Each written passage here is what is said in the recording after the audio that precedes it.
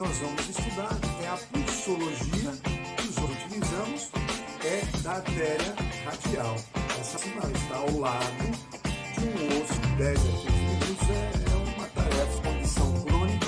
O outro é gênero, masculino e feminino, tanto na questão do biotipo, como também fazer uma palpação, avaliar. Agora é lógico, conforme eu falei lá em métodos de avaliação, temos aqui no pulso, desde a representação de órgãos específicos, acaba ajudando muito a fazer fisiologia. Olá pessoal, eu sou o professor Pedro do canal 1 Acupuntura. Como é que está a batalha aí nesse isolamento social? Não está fácil, mas vamos juntos vencer.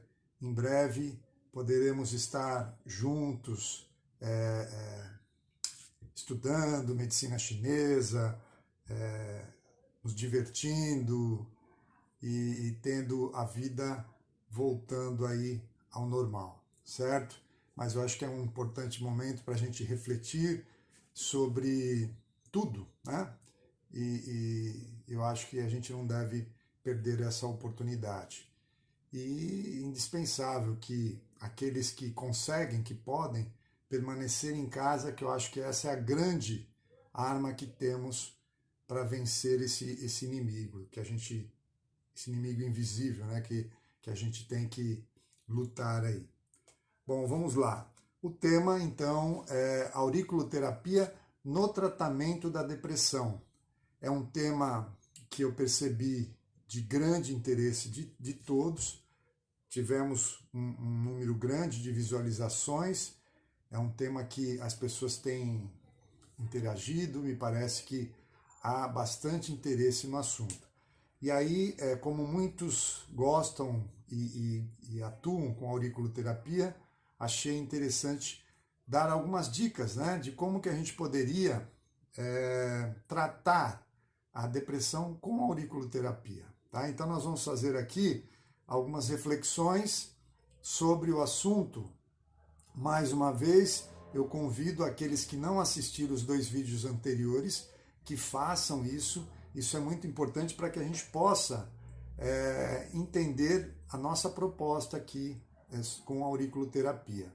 Porque nós conseguimos aprofundar um pouco mais em cada vídeo sobre algum assunto mais específico. No todo, eu acho que fica perfeito, uma informação bem interessante sobre a depressão, tá?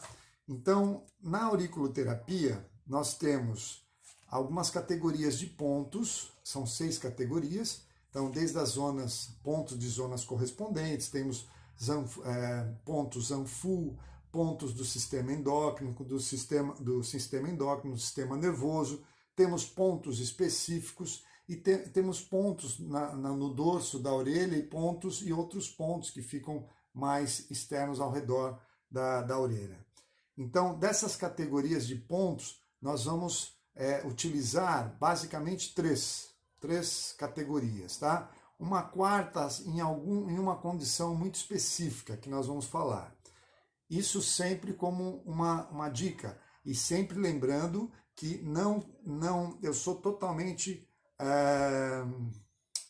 contra protocolos prontos. Eu acho que não existe protocolo pronto. A gente sempre tem que fazer uma avaliação e a partir da avaliação é que a gente consegue estabelecer um protocolo. Então, a nossa proposta aqui é discutir possibilidades e a partir dessa discussão, o terapeuta vai ter que avaliar e perceber, diante do que nós discutimos, o que seria mais interessante para o paciente em questão, certo? Então vamos lá. Pensando em pontos Zanfu, aqui especialmente é muito interessante que vocês revejam ou, quem não viu, assistam os vídeos onde eu falei bastante sobre, principalmente o primeiro vídeo, eu falei bastante sobre o Zanfu, né? Qual a influência que eles têm na depressão. E lembra que eu falei do fígado como sendo o principal responsável. Por quê? Porque O fígado é responsável pelo livre fluxo do Qi, do Xue, mas também o livre fluxo das emoções, né? Então, falamos da alma etérea, que precisa daquele movimento para planejar, para sonhar, e quando o paciente, principalmente através do estresse emocional, ele gera uma estagnação, essa estagnação de Qi do fígado, para a medicina chinesa, é sinônimo de depressão, né? Não quero dizer que toda estagnação de Qi de fígado gera depressão, mas que toda depressão tende a ter uma estagnação de Qi de fígado, Qi do fígado, certo? Então, fígado seria o ponto do fígado seria um dos pontos interessantes da gente incluir no nosso protocolo de auriculoterapia. O outro ponto do rim. O ponto do rim, porque ele é responsável. Primeiro que o rim, ele dá base, dá suporte para todos os órgãos, mas aqui especialmente porque ele é responsável pela força de vontade. E normalmente como que o paciente com depressão se manifesta? Exatamente sem vontade, sem prazer, sem motivação para nada. Então, ele vai ter sim muita deficiência de rim, é interessante o ponto de rim, tá? Isso pensando em pontos ANFU. Pontos específicos, não tenha dúvida que lá o ponto da ansiedade e da neurastenia são dois pontos fundamentais para que a gente trate a depressão. Sabemos que o paciente com depressão, muitas vezes pela deficiência lá de coração, né, pulmão e coração, principalmente deficiência de Xue do coração e Yin do coração, acaba gerando ansiedade, agitação, insônia. Por quê? Porque o Shen não consegue se ancorar no coração, né? E aí essa desarmonia gera ansiedade. Esse é um ponto específico para tratar a ansiedade. Então, pacientes com depressão muitas vezes têm esse padrão de estagnação e ansiedade. Tem lá quadros de angústia, de tristeza, mas tem momentos de agitação, de ansiedade. Essa ansiedade, normalmente, como base, tem o medo do que vai acontecer. Porque a gente costuma dizer que a depressão, a pessoa que está deprimida, ela normalmente está vivendo no passado, né? E está vivendo no passado. Acho que essa é a melhor forma de caracterizar. E a pessoa ansiosa, ela está vivendo no futuro. Então, o medo do que vai acontecer normalmente gera ansiedade. E a angústia do que aconteceu, mesmo que tenha sido bom, não volta mais, normalmente gera esse quadro de depressão. Normalmente, as pessoas deprimidas estão vivendo muito no passado e as pessoas ansiosas estão vivendo muito no futuro, né? Então, e essa ansiedade a gente poderia entender como um medo do que vai ocorrer, que é o mais comum da gente ver nesses padrões de depressão. Então, o rim é importante. Agora, eu falei de coração. Ponto de coração pode ser necessário, ponto de pulmão também, principalmente quando tem estagnação de Qi do pulmão, né, gerando respiração curta, opressão torácica, envolvendo o coração também, pulmão-coração. Então, às vezes, no Zanfu é necessário, muitas vezes, acrescentar também coração-pulmão. Então, já falamos de fígado, rim, agora coração-pulmão, ansiedade e neurastenia como pontos específicos. Pontos do sistema nervoso. Cérebro, ponto do cérebro, subcórtex e tronco cerebral. Ponto do cérebro, ele é indicado para padrões de depressão, mas também é interessante quando o paciente perde o foco, não consegue mais se concentrar. Isso é interessante, o ponto do cérebro.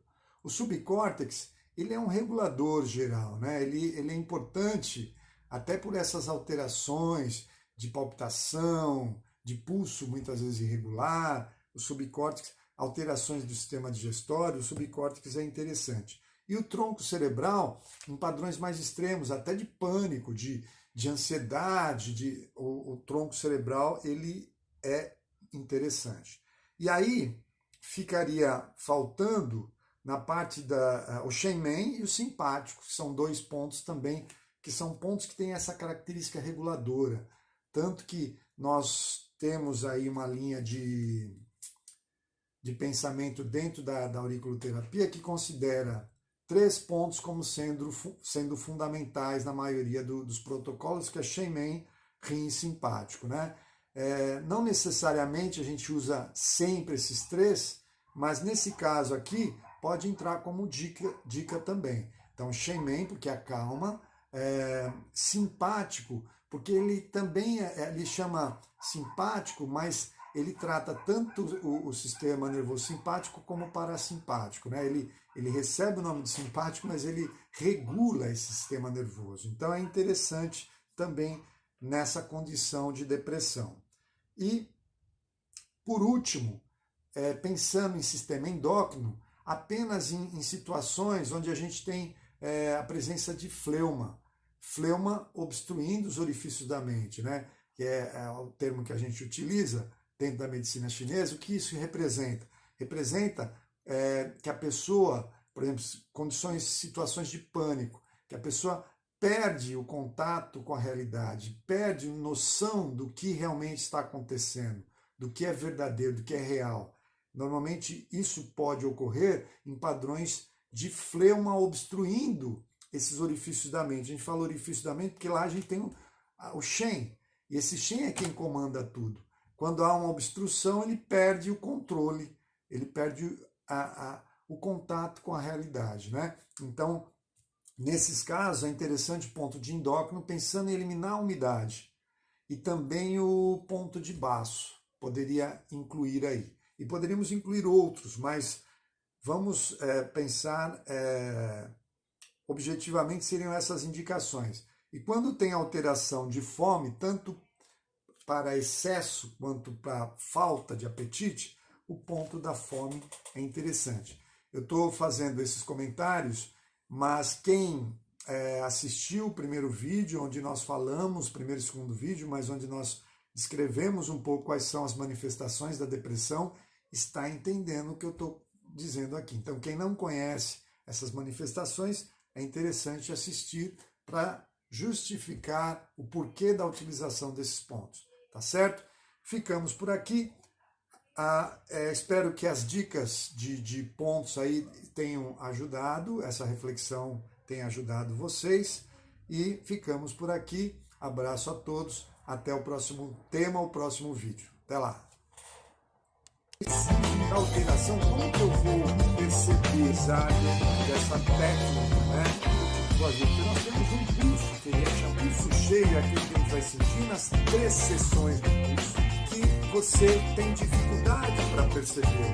Superficial, nós percebemos esse pulso, utiliza pulso superficial. Nós só sentimos que síndromes que já no externo e interno, né? O externo é superficial, tem calor, não é difícil você perceber pulso cheio, calor de excesso, de deficiência,